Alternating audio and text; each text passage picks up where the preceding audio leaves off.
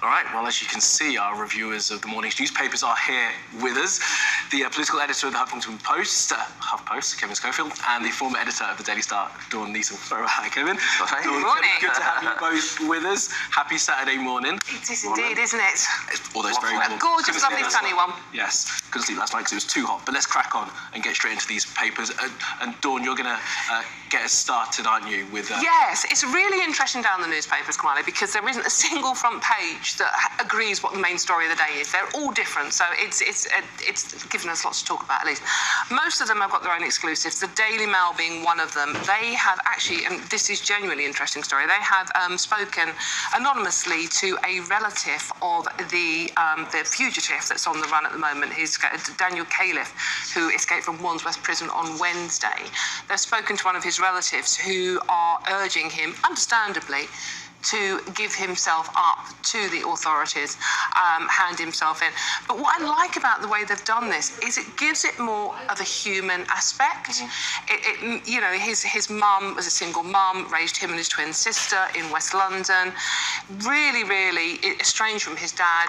The army gave him, he joined the army 4 years ago, the army gave him that male role model in his life. He was doing really well, thriving in it, until something, we don't know what, happened 4 years ago. And obviously, as we know, he escaped under a van on Wednesday and is still on the run. And there has been a £20,000 reward put up for him. And the head of the Met Police are now also saying that they are investigating whether it was an inside job.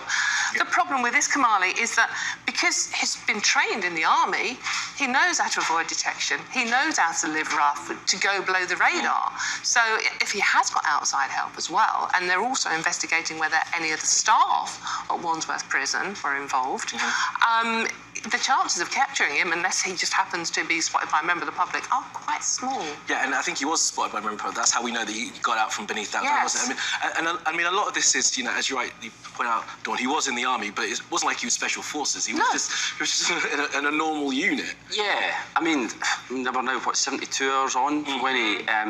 it's remarkable that he's still at large, really.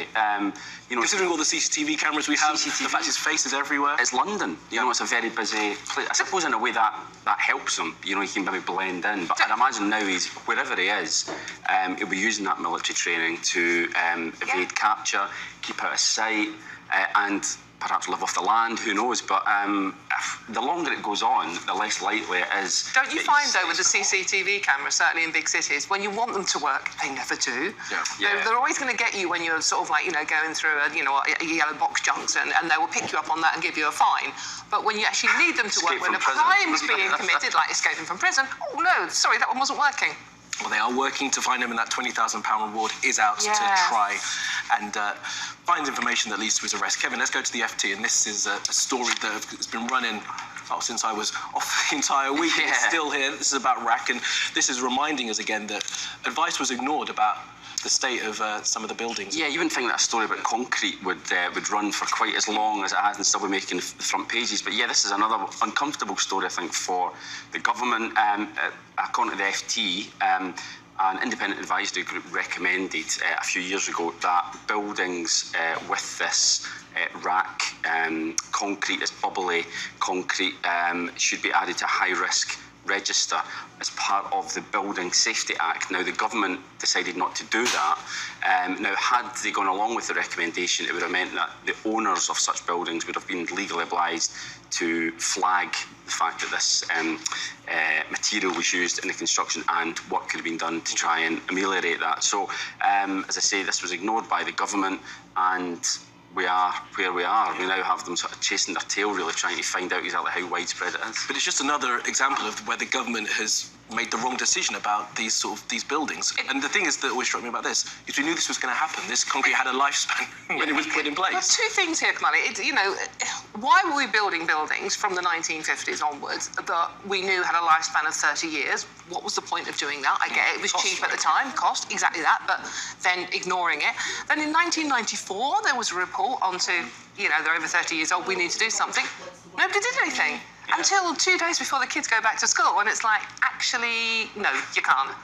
I mean, it's the kids I feel sorry for. What we put them through during lockdown and the pandemic, disrupting their education, and now new term, especially if you're starting big school, sorry, you can't. And parents as well. And parents, of course, yeah. Suddenly it's like, you know, scars on our back from a couple of years ago.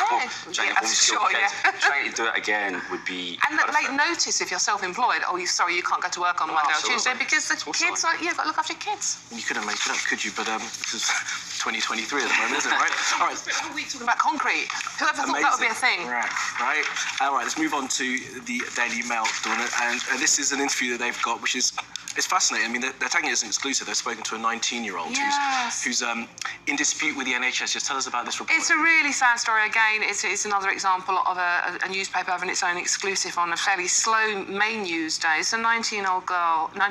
She's got mitochondrial depletion syndrome, which basically affects her muscles, her kidneys. So she's on dialysis, she's on a ventilator, and she speaks via a speaking tube. However, it doesn't affect her thought process, her intelligence, how she thinks. She's 19. She and her family want to go to the US, where there is potentially treatment that will extend her life. It is fatal, but it will extend her life.